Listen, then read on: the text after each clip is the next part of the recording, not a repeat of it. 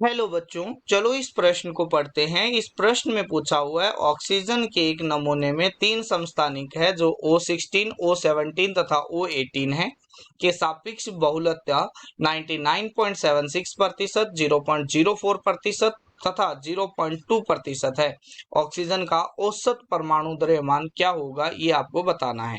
ठीक है, तो सबसे पहले हम इस प्रश्न की मुख्य अवधारणा को सीखते हैं। तो मुख्य अवधारणा के अंदर हम देखते हैं कि अगर किसी परमाणु के एक से ज्यादा समस्थानिक उपस्थित होते हैं, जैसे मान लिया कोई ए परमाणु है और इसके दो आपके पास में समस्थानिक है। समस्थानिक वो होते हैं जिनका परमाणु द्रव्यमान भिन्न होता है, जबकि आपके पास में परमाणु संख्या है वो क्या होती है, सेम होती है। तो यहाँ पर इसका मोलर द्रव्यमान मान लेते हैं m1 है और इसका कितना है, m2 है।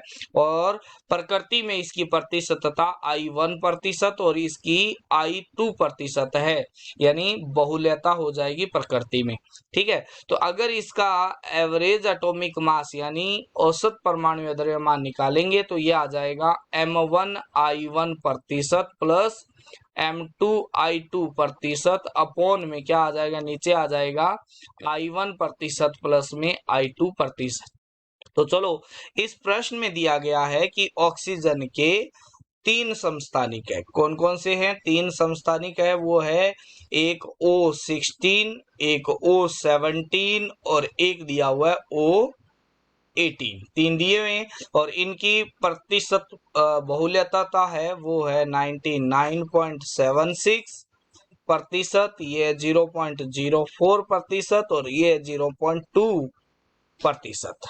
ठीक है, तो जब हम करते हैं इसका एवरेज एटॉमिक मास निकालते हैं तो वो आ जाएगा 99.76 को तो मल्टीप्लाई करूंगा इसके मोलर द्रव्यमान से जो है 16 प्लस में 17 इंटू 0.04 प्लस में ये आ जाएगा 18 इंटू 0.2 और डिवाइड में आ जाएगा कुल प्रतिशतता जो आ जाएगी 99.76 प्लस 0.04 प्लस 0.2।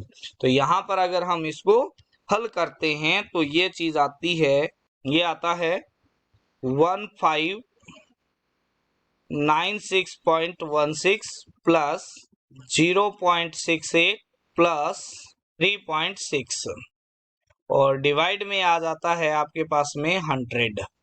तो यहां से अगर मैं इसका निकालता हूं कुल द्रव्यमान तो ये आ जाता है 16.004 ग्राम।